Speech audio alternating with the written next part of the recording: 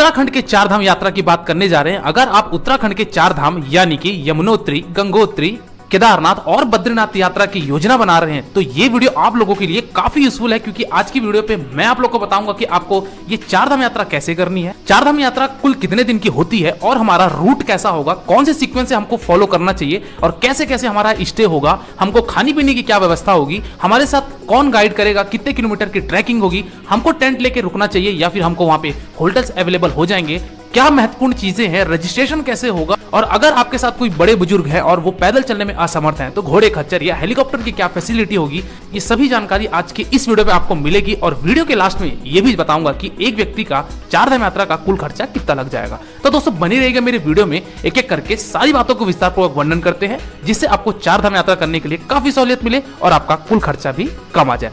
सबसे पहली बात करते हैं दोस्तों कि ये चार धाम यात्रा कितने दिन की होती है।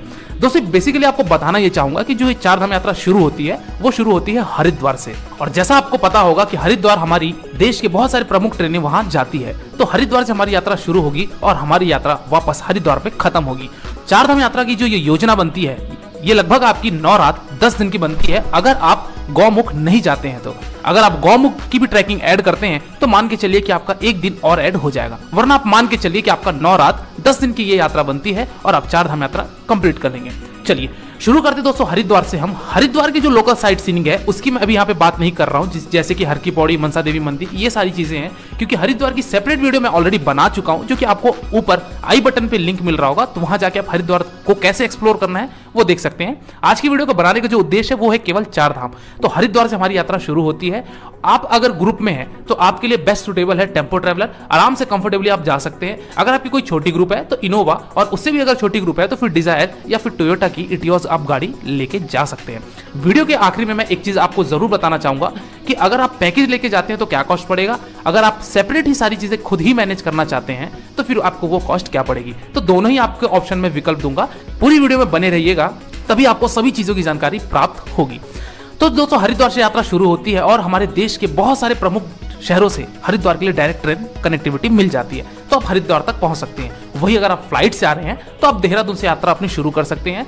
देहरादून में आपका एयरपोर्ट है तो आप देहरादून उतर के आप अपनी यात्रा शुरू कर सकते हैं। चलिए दोस्तों मैं बात करता हूं डे नंबर 1 की। दोस्तों आपको मैं सभी योजना डे वाइज बताता जाऊंगा ताकि आपको सभी चीजें और भी अच्छे से क्लियर होती जाए। डे नंबर 1 दोस्तों आपको हरिद्वार से आपको जाना है बड़कोट की तरफ। दोस्तों हरिद्वार से बड़कोट की जो दूरी है वो लगभग आपकी 180 किलोमीटर की यात्रा पड़ जाती है, और यह यात्रा तय करने के लिए आप मान के चलिए कि आपको लगभग 6 से 7 घंटा या 8 घंटा भी लग सकता है। तो आप ये एक दिन आपका तो केवल बड़कोट पहुंचने में ही लग जाएगा और उस रात आप बड़कोट पे स्टे लेंगे।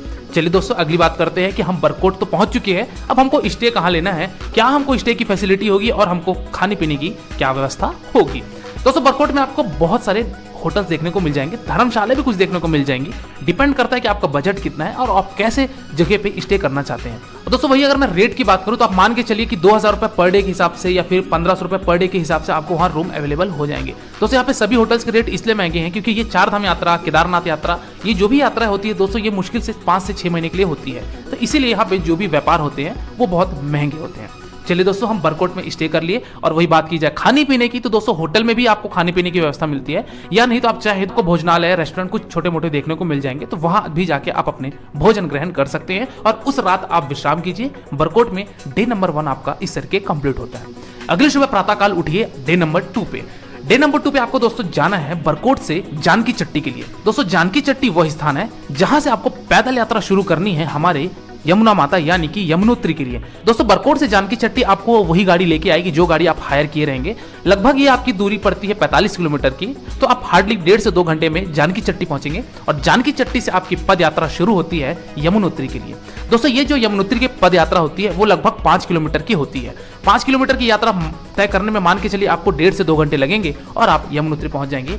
यमुना माता के दर्शन कीजिए, यमुना नदी का उद्गम स्थल इसी स्थान से होता है। यहाँ पे कुछ समय दीजिए और अच्छी तरीके से यमुनोत्री को एक्सप्लोर कीजिए, मत्थे टेकिए और वापस आप आ जाइए ट्रैकिंग करके जानकी चट्टी, और जानकी चट्टी से वापस आप आ जाइए बड़कोट और डे नंबर 2 की रात आप पुनः बड़कोट में स्टे कीजिए।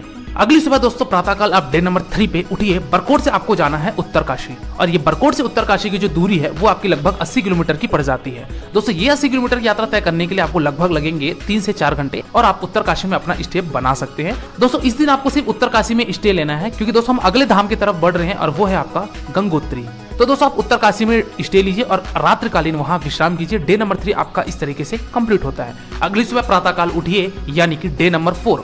डे नंबर 4 पे दोस्तों आपको उत्तरकाशी से जाना है गंगोत्री के लिए, और ये गंगोत्री जाने के लिए आपको किसी भी तरीके की कोई ट्रैकिंग नहीं करनी होती। हालांकि आपको मैं बताना ये चाहूंगा कि 4 धाम यात्रा में आपको केवल 2 ही धाम में ट्रैकिंग करनी है। 2 धाम में आपको डायरेक्ट गाड़ी उस धाम तक जाती है, और वो जो ट्रैकिंग करने वाले धाम है वो है आपका, जैसा कि मैंने बताया, यमुनोत्री, और तीसरा धाम यानी कि केदारनाथ। ये 2 ही धाम ऐसे हैं जहां पे आपको ट्रैकिंग करना पड़ता है। तो दोस्तों डे नंबर 4 पे आप पहुंचे गंगोत्री। यहाँ पे आप गंगा माता जी के दर्शन कीजिए, मत्थे टेकिए, और दर्शन वर्शन करने के बाद आप वापस उत्तरकाशी में आ जाइए, और डे नंबर 4 पे आप उस दिन वापस उत्तरकाशी के होटल में बिताइए। अगली सुबह प्रातःकाल डे नंबर 5 में आपको उठना है और जाना है उत्तरकाशी से सोनप्रयाग, या फिर सीतापुर, या फिर गुप्तकाशी। अब ये 3 नाम जो मैंने लिए, ये वही स्थान है जहां से आपको अगले धाम के लिए, यानी कि देवों के देव महादेव केदारनाथ की यात्रा शुरू करनी है। दोस्तों सीतापुर तक हालांकि आपकी गाड़ी आती है और सोनप्रयाग तक भी आपकी गाड़ी जाती है, लेकिन इस साल का जो रश अगर कहा जाए, क्योंकि अभी कोविड की पैंडेमिक सभी चीजें नॉर्मल हो चुकी हैं, तो मान के चलिए कि आपको सीतापुर में, सोनप्रयाग में, सब जगह आपको होटल्स जो हैं वो हाउसफुल मिलेंगे। तो आप हो सकता है गुप्तकाशी मिले, या फिर हो सकता है आप उखीमठ में स्टे लें। जहां भी आपको होटल मिले आप वहां स्टे बना सकते हैं। हालांकि आगे आपको मैं बताऊंगा कि आपको पैकेज के क्या कॉस्ट पड़ेंगे और उस पैकेज में आपको कहां होटल दिया जाएगा, सभी चीजों की जानकारी आगे दूंगा। तो दोस्तों आप उस दिन डे नंबर 5 पे उत्तरकाशी से आइए आप सोनप्रयाग। सोनप्रयाग की जो दूरी है लगभग उत्तरकाशी से वो 220 किलोमीटर की पड़ती है, और ये 220 किलोमीटर की यात्रा तय करने में आपको लगभग 8 से 9 घंटे लग जाएंगे। और आप उस दिन डे नंबर 5 में उत्तरकाशी से आकर सोनप्रयाग में स्टे ले लीजिए, या फिर जहां भी होटल मिलता है गुप्तकाशी में भी आप स्टे ले सकते हैं।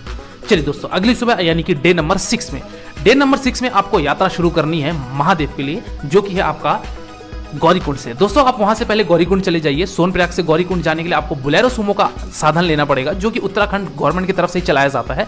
30 रुपए 40 रुपए सवारी लेता है, और आप गौरीकुंड पहुंचेंगे, और गौरीकुंड से आपकी 16 से 17 किलोमीटर की पद यात्रा शुरू हो जाएगी केदारनाथ के लिए। तो दोस्तों डे नंबर 6 में आप ट्रैकिंग करते हुए, आराम से महादेव के नाम लेते हुए, ओम नमः शिवाय का जाप करते हुए आप पहुंचेंगे केदारनाथ मंदिर प्रांगण में। दोस्तों केदारनाथ पहुंचते पहुंचते आपको शाम हो जाएगी, और डे नंबर 6 में आप उस रात केदारनाथ में ही आप स्टे अपना बना सकते हैं। दोस्तों केदारनाथ में स्टे करने का सबसे ज्यादा लोगों के मन में संशय होती है कि वहां हमको होटल कैसे मिलेगा, हमको क्या टेंट मिलेगा, हमको क्या हाउस हट मिलेगा, जो कि GMVN द्वारा चलाया जाता है। तो दोस्तों अगर आप पैकेज लेना चाहते हैं तो पैकेज में आपको सभी जगह वहां पे होटल प्रोवाइड करा दी जाएगी। अन्यथा चाहे तो आप वहां पे डॉर्मेट्री भी है, आपको टेंट सर्विस भी मिलती है, जो कि गढ़वाल मंडल विकास निगम की तरफ से चलाया जाता है। GMVN दोस्तों उत्तराखंड टूरिज्म का एक गवर्नमेंट पोर्टल है, उनके द्वारा ये सारी चीजें व्यवस्था की जाती है। तो आप चाहें तो GMVN की तरफ से भी वहां अपनी स्टे बना सकते हैं। तो दोस्तों डे नंबर 6 में आप इस तरीके से केदारनाथ प्रांगण में पहुंचे, महादेव के रात में दर्शन कीजिए, आरती में सम्मिलित होइए, हर हर महादेव का नाम लेते हुए डे नंबर 6 आपका इस तरीके से संपन्न होता है।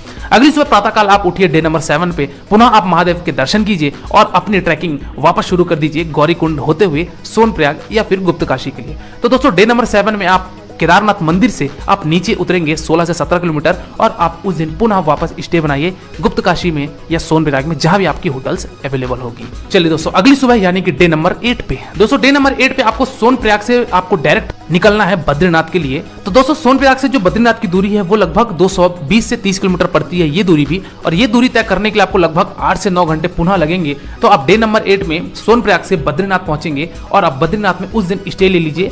हालांकि आप बद्रीनाथ अगर आप निकल रहे हैं तो सुबह सुबह आप सोनप्रयाग से डिपार्चर ले लीजिए, ताकि आप दोपहर होते होते बद्रीनाथ पहुंच जाएं। बद्रीनाथ में भी आपको रुकने की बहुत सारी व्यवस्था है, वहां पे भी आपको GMVN की तरफ से डॉर्मेट्री सर्विस भी दी जाती है, वहां पे आपको यात्री निवास भी दी जाती है, और साथ ही साथ आपके वहां धर्मशाला भी है, या फिर आप चाहें तो होटल में भी रुक सकते हैं।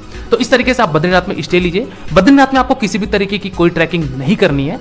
बद्रीनाथ में जाइए और वहां पे आप बद्री विशाल यानी कि हमारे विष्णु अवतारी श्री बद्रीनाथ जी के दर्शन कीजिए, मत्थे टेकिए, अपने मनोकामनाएं मांगिए, और उस रात आप पुनः स्टे लेकर बद्रीनाथ में विश्राम कीजिए। दोस्तों अगली सुबह यानी कि डे नंबर 9 पे आप बद्रीनाथ में जो दर्शनीय स्थल है, जैसे कि माना गांव हो गया, भीमपुल हो गया, और भी 1-2 दर्शनीय स्थल हैं, उन सबको दर्शन करने के पश्चात आप बद्रीनाथ से आइए पीपलकोटी। दोस्तों बद्रीनाथ से पीपलकोटी का जो डिस्टेंस है वो आपकी लगभग 75 किलोमीटर की पड़ती है, और ये 75 किलोमीटर मान के चलिए कि आपका 2 घंटे में हार्डली तय हो जाएगा। तो दोस्तों आप पीपल कोटी में उस दिन स्टे लीजिए और डे नंबर 9 आपका इस तरीके से संपन्न होता है। अगली सुबह यानी कि डे नंबर 10 और ये आपका अंतिम दिन होगा इस 4 धाम यात्रा का। डे नंबर 10 में दोस्तों आप वहां से पीपल कोटी से अपनी यात्रा शुरू कीजिए अपने वापस लास्ट डेस्टिनेशन की तरफ, यानी कि वो है आपका हरिद्वार के लिए। दोस्तों हरिद्वार की जो दूरी है लगभग आपकी 230 किलोमीटर की पड़ जाती है और ये 230 किलोमीटर की यात्रा तय करने के लिए आपको मान के चलिए कि 10 घंटे का ये सफर हो जाएगा। तो इस तरीके से आप पहुंचेंगे हरिद्वार और ये 9 रात 10 दिन की ये यात्रा होती है 4 धाम की। चलिए दोस्तों अब कुछ महत्वपूर्ण बातें। सबसे पहली चीज तो ये कि अगर आपके साथ कोई बड़े बुजुर्ग हैं तो आप घोड़े खच्चर का प्रयोग करेंगे या फिर हो सकता है कि आप हेलीकॉप्टर का प्रयोग करेंगे। तो दोस्तों ये आपके वेबसाइट है, तो यहां जाके आप हेलीकॉप्टर की बुकिंग अपनी ले सकते हैं, जो कि आपको यमुनोत्री के लिए और केदारनाथ के लिए दोनों ही जगह आपको हेलीकॉप्टर सर्विस मिलती है। तो आप यहां जाके इस वेबसाइट पे विजिट करके आप अपनी हेलीकॉप्टर की बुकिंग करवा सकते हैं। हेलीकॉप्टर का रेट मैं अभी इसलिए यहाँ पे नहीं जिक्र कर रहा हूँ क्योंकि ये हर साल ऊपर नीचे होती रहती है। तो आप इस वेबसाइट में जाके अपनी हेलीकॉप्टर की बुकिंग करवा सकते हैं। वही अगर मैं दूसरी बात करूं घोड़े खच्चर की, तो दोस्तों आप घोड़े खच्चर या फिर पालकी भी प्रयोग करके आप उस गंतव्य तक पहुंच सकते हैं, यानी कि यमुनोत्री तक, और दूसरा स्थान है आपका केदारनाथ। तो दोनों जगह आपको पालकी के रेट अलग अलग होते हैं, घोड़े खच्चर के रेट अलग अलग होते हैं, तो वो भी आपको इजीली मिल जाएंगे। तो आप वहां से इन माध्यम का प्रयोग करके आप अपने बड़े बुजुर्गों के साथ या फिर जो चलने में असमर्थ है उनके लिए आप ये सुविधा दे सकते हैं। अगली महत्वपूर्ण बात है दोस्तों कि क्या हमको इन यात्रा के लिए कोई रजिस्ट्रेशन करवाना पड़ता है। तो दोस्तों जैसा कि आपको पता है कि केदारनाथ यात्रा हो चाहे आपकी वो 4 धाम यात्रा हो, दोनों के लिए ही आपको रजिस्ट्रेशन करवाना अनिवार्य है। तो दोस्तों इस वेबसाइट में जाके आप अपने रजिस्ट्रेशन करवा लीजिए। रजिस्ट्रेशन आपको कुछ भी नहीं, केवल आधार कार्ड लगेगा और आपको एक फोटो लगेगा। अपने रजिस्ट्रेशन करवा लीजिए। जो डेट पे आप विजिट कर रहे हैं, जिस डेट पे आप जहां जा रहे हैं, उस डेट के लिए आप अपने यहाँ पे रजिस्ट्रेशन करवा लीजिए और उसकी प्रिंट आउट निकलवा के अपने आधार कार्ड साथ में रखिए और ये यात्रा आप अपनी शुरू कर सकते हैं। चलिए दोस्तों और भी कुछ महत्वपूर्ण बातें जो आपको अपने साथ कैरी करना दोस्तों, जिसमें से पहला आता है आपका गर्म कपड़े। दोस्तों अपने साथ आप गर्म कपड़े जरूर रखिएगा क्योंकि आपको वहां पे ट्रैकिंग के दरमियान या फिर रात के समय पे आपको ठंडी का आभास जरूर होगा, तो आप वो अपने साथ जरूर रखिएगा। दूसरी चीज ये कि अगर आप पैदल यात्रा कर रहे हैं तो बारिश कभी भी हो जाती है, तो उसके लिए आप अपने साथ रेनकोट या फिर छाता आप जरूर कैरी कीजिएगा ताकि आपको ट्रैकिंग करने में ज्यादा समस्या ना हो। तीसरी चीज दोस्तों ये कि आप अपने साथ पानी बोतल जरूर रखिएगा क्योंकि ट्रैकिंग के दरमियान कहीं कहीं पानी की उपलब्धता कम है, तो आप अपने साथ पर्याप्त मात्रा में पानी बोतल रखिएगा। एक अपने साथ ट्रैकिंग स्टिक रखिएगा ताकि आपको ट्रैकिंग करने में काफी सहूलियत मिले। साथ ही साथ आपको वहां पे मोबाइल कनेक्टिविटी की अगर बात की जाए तो आपको हर जगह भली भांति मोबाइल कनेक्शन मिल जाती है। घर वालों से, परिवार वालों से संपर्क आप कर सकते हैं, लेकिन अपने साथ पावर बैंक जरूर रखिएगा क्योंकि वहां पे लाइट का भरोसा नहीं होता है। तो दोस्तों ये कुछ महत्वपूर्ण बातें थी जो आपको अपने साथ कैरी करनी है। चलिए दोस्तों अंतिम बात करते हैं और अगली बात करते हैं कि इस यात्रा को करने के लिए आपको कुल खर्चा कितना लग जाएगा। तो दोस्तों सबसे पहली बात करूं कि अगर आप पैकेज लेना चाहते हैं तो दोस्तों इस नंबर पे जाके आप अपने पैकेज बुकिंग करवा सकते हैं। दोस्तों अगर आप ये पैकेज लेना चाहते हैं तो इसमें आपके होटल एकोमोडेशंस, वहां पे ब्रेकफास्ट, डिनर, साथ ही साथ आपको हर जगह के लिए जो गाड़ी प्रोवाइड कराई जाएगी, ये सारी चीजें इंक्लूड होती है और साथ में आपको एक गाइड भी दिया जाता है क्योंकि यही यात्रा 9 रात 10 दिन की होती है, तो आपको एक गाइड जरूर चाहिए रहता है क्योंकि आपको मार्गदर्शन सही और उचित दे पाए। तो दोस्तों अगर आप ये पैकेज लेना चाहते हैं तो इस कॉन्टैक्ट नंबर पे अपना संपर्क करके जो भी आपकी क्वेरीज है, जो भी आपका बुकिंग है, वो करवा सकते हैं और साथ ही साथ अपनी यात्रा को आप बहुत भी आसान बना सकते हैं। और वही अगर दोस्तों अगर आप सेपरेटली घूमना चाहते हैं, अपने हिसाब से सारी चीजें मैनेज करना चाहते हैं, तो दोस्तों आप मान के चलिए कि आपको होटल बुकिंग, गाड़ी की सर्विसेज, ये सब मिला के आपको पर पर्सन का जो कॉस्ट पड़ेगा वो 18,000 से 20,000 रुपए पर पर्सन पड़ेगा और ये आप 4 धाम यात्रा अपनी संपन्न कर लेंगे। तो दोस्तों ये था आपका 4 धाम यात्रा का संपूर्ण वर्णन। इसके बाद भी अगर आपको कोई डाउट है या फिर अगर आपको कोई क्वेरी है तो आप मेरे इंस्टाग्राम यात्रावास आईडी में विजिट करके जो भी आपके प्रश्न है वो मुझसे प्रकट कीजिए। डेफिनेटली आपको मेरे द्वारा या मेरी टीम के द्वारा आपको रिप्लाई दिया जाएगा। दोस्तों आज की वीडियो फिलहाल इतना ही, मिलते हैं फिर एक नई वीडियो में एक नई यात्रा के साथ। तब तक के लिए शुक्रिया। जय हिंद, जय बद्री विशाल, हर हर महादेव। आपकी यात्रा मंगलमय हो।